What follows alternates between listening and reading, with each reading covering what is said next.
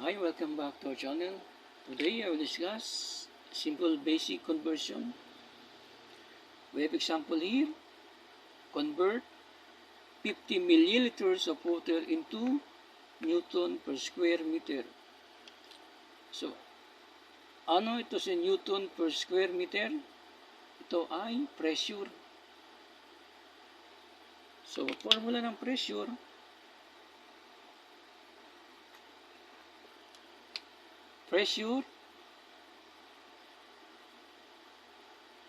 once height multiplied by density.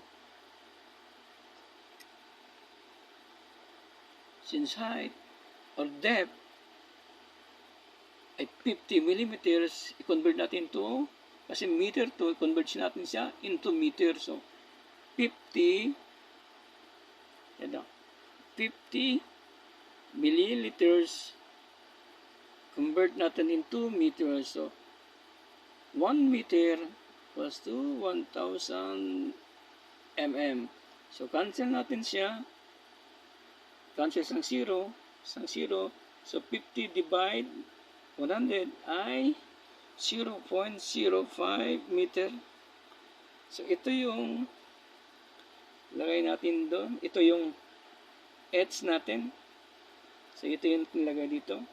Ito yung edge. Yung edge natin ay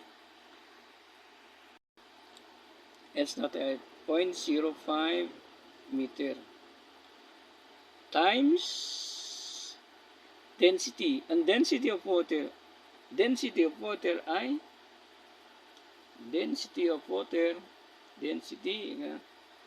density of water ay 9.81 kilonewton per cubic meter. So ito natin multiply natin ito sa 9.81 kilonewton per cubic meter. So multiply natin ito. 0.05 times 9.81 ay 0.005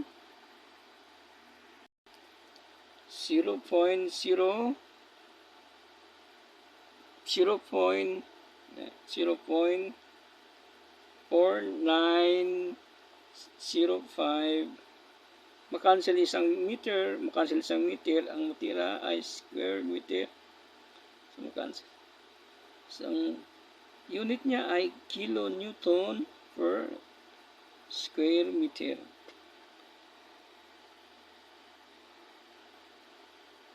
Since pinapahanap natin ang pina-convert dito sa Newton per square meter, so multiply natin si kilo to 1,000. Since si kilo ay 1,000, move lang natin decimal point.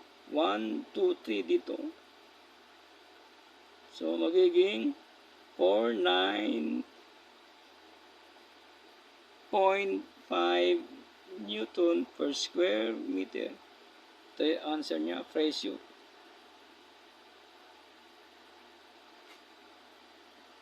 Yung answer. Convert 50 millimeter of water into Newton per square meter. So the answer is 490.5 Newton per square meter.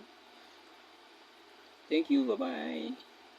Kung bago pa sa channel ko, please subscribe and press the bell for notifications para lagi tayong updated. See you for my next video, my friend. Bye-bye. Thank you.